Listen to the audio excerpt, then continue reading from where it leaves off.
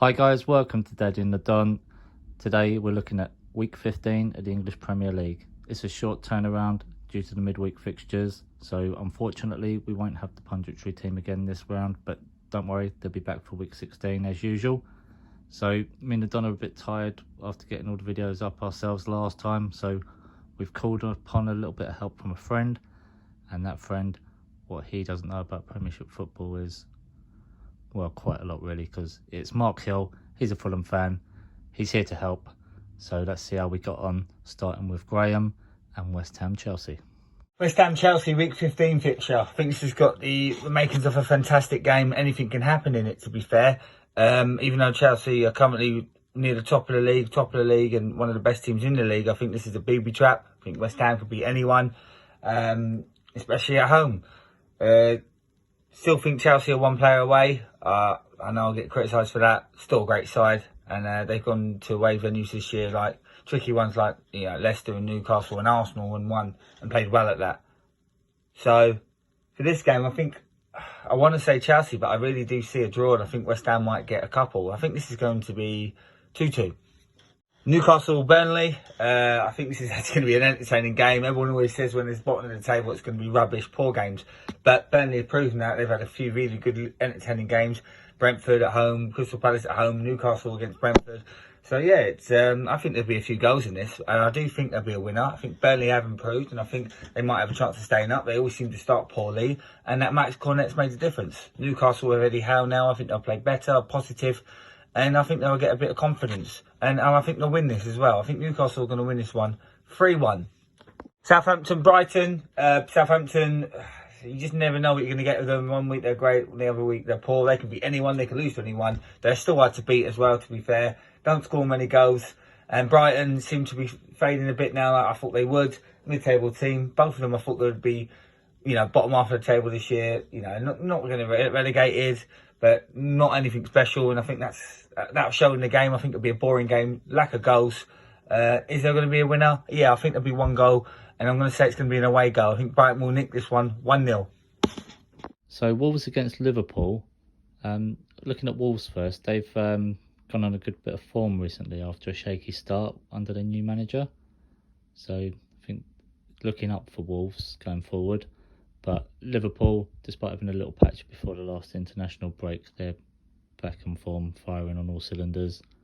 I think if you look into squad depth, they've got probably 2 world-class players for every position there. So it's always going to be a tough ask if you're Wolverhampton Wanderers on this one.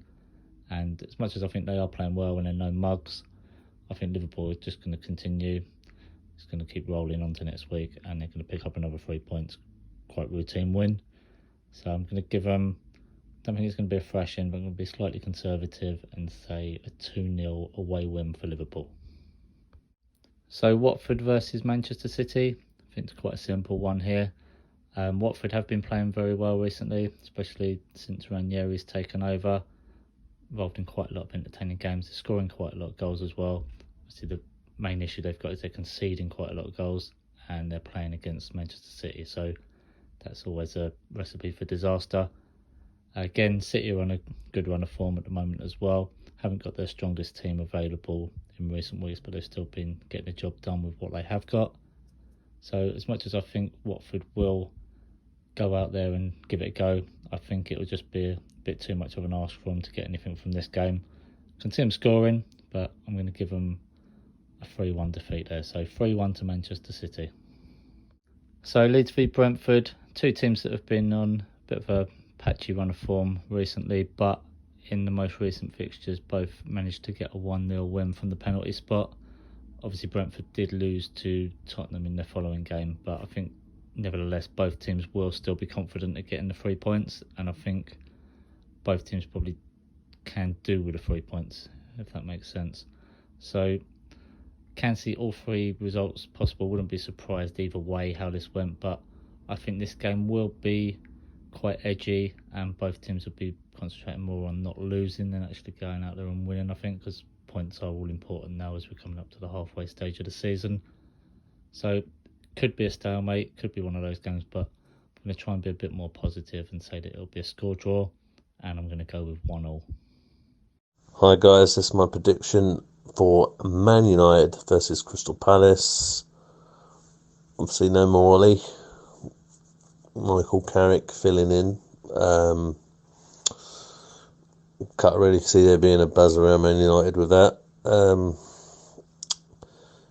Crystal Palace playing very well under Patrick Vieira. Very hard to beat. Seem to be scoring goals. Benteke's firing.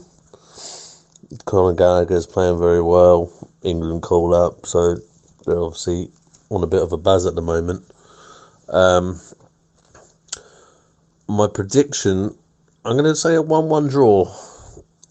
I just think, obviously, Man United are still in their little bubble at the moment. Crystal Palace, like I said, on a bit of a high. I just think this game will probably suit Palace, so it'd probably be a draw. Yeah, thank you. Hi guys, this is my prediction for Tottenham versus Norwich.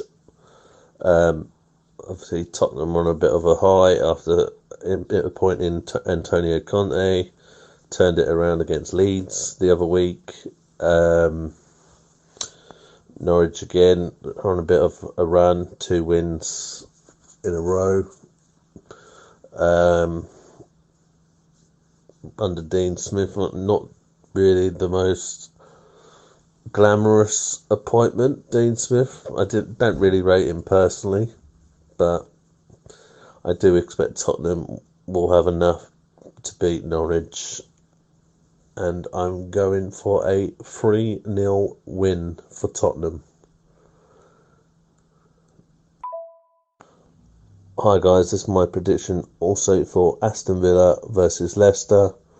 Steven Gerrard versus his old former manager Brendan Rodgers. I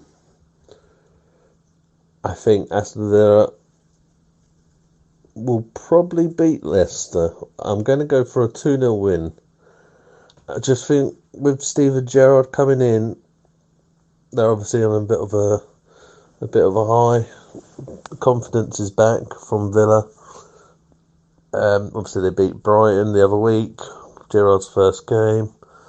Leicester got thumped by Chelsea as well the other week, and obviously they're a very weird side at the moment, Leicester. They're more than capable of getting wins, but they're not playing very well.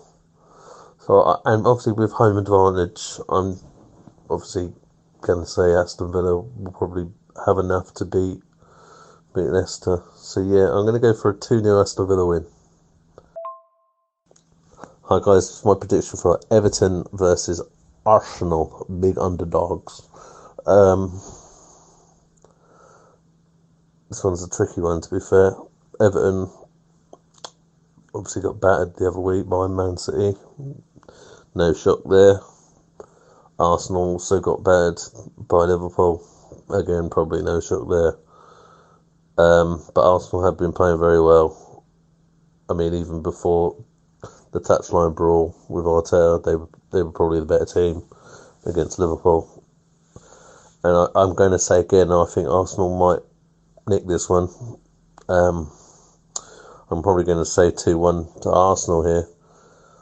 I do think Arsenal playing much, much better than what they were at the beginning of the season. There seems to be the philosophy working for Lego Man.